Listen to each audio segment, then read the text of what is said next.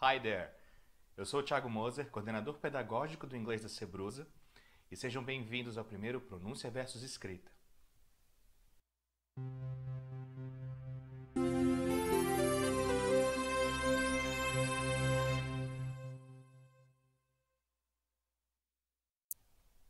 No vídeo de hoje, nós vamos falar um pouco sobre homophonic heterographs.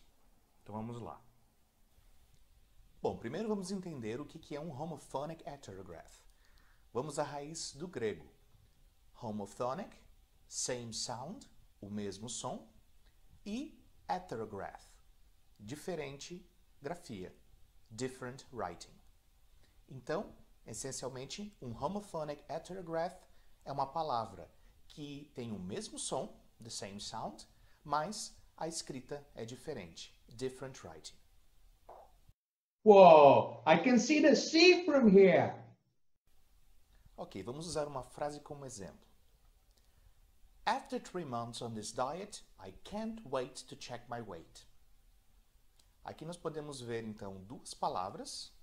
Aqui nós temos o verbo wait, em azul, e o substantivo weight, em vermelho. Eles possuem o mesmo som, mas, naturalmente, a escrita e o seu significado são diferentes. Então, o significado é, após 3 meses nesta dieta, eu mal posso esperar, eu não consigo esperar para verificar o meu peso. Vamos ver um outro exemplo. You need to be careful and weigh the way you do business. Aqui nós temos novamente duas palavras com a mesma pronúncia, no entanto, com a escrita e o significado diferentes. O verbo weigh, que seria dosar, pesar, avaliar, e o substantivo weigh, que nesse contexto é a forma, a maneira como algo é feito. Então, você precisa ser cuidadoso e considerar e avaliar a maneira com que você faz negócios. Essa seria a tradução da frase. Na prática, weigh the way. Assim como nós vimos no exemplo anterior, see the sea e assim por diante. Na verdade, a maioria dos homophonic heterographs, alguns não possuem uma pronúncia exata, mas ela é tão próxima, especialmente no inglês falado, que pode ser confundido. E, naturalmente, em sua grande maioria, nós podemos identificar a diferença baseado no contexto. Apesar de algumas pronúncias e alguns significados de palavra realmente poderem causar confusão e serem bem próximos, nós podemos usar o contexto como uma forma de avaliar essa diferença. Pensando nessa diferença, vamos brincar um pouco com essas palavras com o mesmo som. Temos aqui uma frase que, na escrita, não faz muito sentido em inglês. No entanto, se concentrarmos apenas na pronúncia e ouvirmos apenas o áudio sem a escrita, nós poderíamos entender essa frase, mesmo ela estando equivocada aqui na escrita. Então, a pronúncia desta frase. Check our new address. See some pairs for just $8. Opening hours from 8 to 4. Don't wait. Sale is 1 week only. O que isso significa, então? Imagine que nós temos uma loja de calçados que está lançando um aviso, uma promoção, falando que eles mudaram de endereço e que agora eles estão com uma promoção de 1 semana para a venda de alguns pares de sapatos, ou pares de calçados no geral. Então, em primeiro lugar, nós temos que identificar quais as palavras que não pertencem a essa frase. Apesar da sua pronúncia poder ser compreendida, nós temos que avaliar bem qual é a real palavra que estaria aqui nessa pequena brincadeira.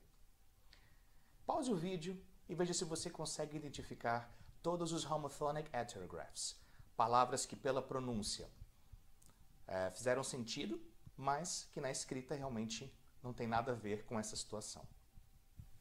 Conseguiu verificar? Vamos ver então. Todas as palavras em vermelho são palavras que possuem um homophonic heterograph, uma palavra com o mesmo som. No entanto, a sua escrita e o seu significado são diferentes. Vamos dar uma olhada então qual seria a forma correta do que foi pronunciado. Check our new address.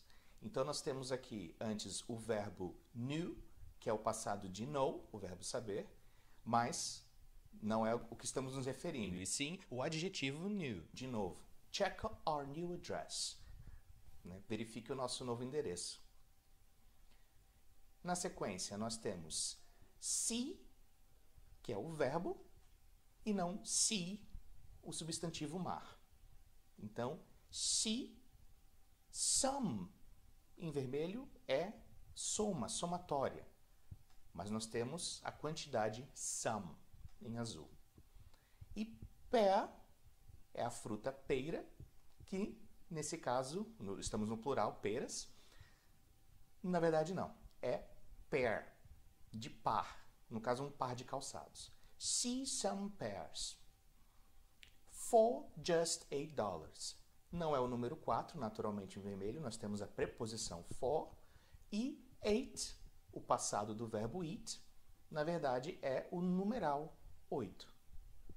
See some pairs for just $8. Você pode ver alguns pares de calçado, nesse caso, por apenas $8.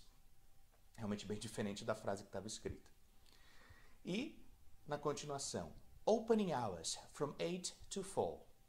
Nós temos em vermelho o possessivo hours, nosso, mas opening hours, na verdade, de horas, o horário de funcionamento. From 8 to 4. Novamente o verbo ate, o passado do verbo eat, comer, é o numeral 8. To é uma pequena diferença da preposição to. To. No entanto, no inglês falado pode realmente haver uma confusão no som das duas palavras. E for não é a preposição, e sim o numeral 4. From 8 to 4. Das 8 horas às 4 horas. E para encerrar, a última frase.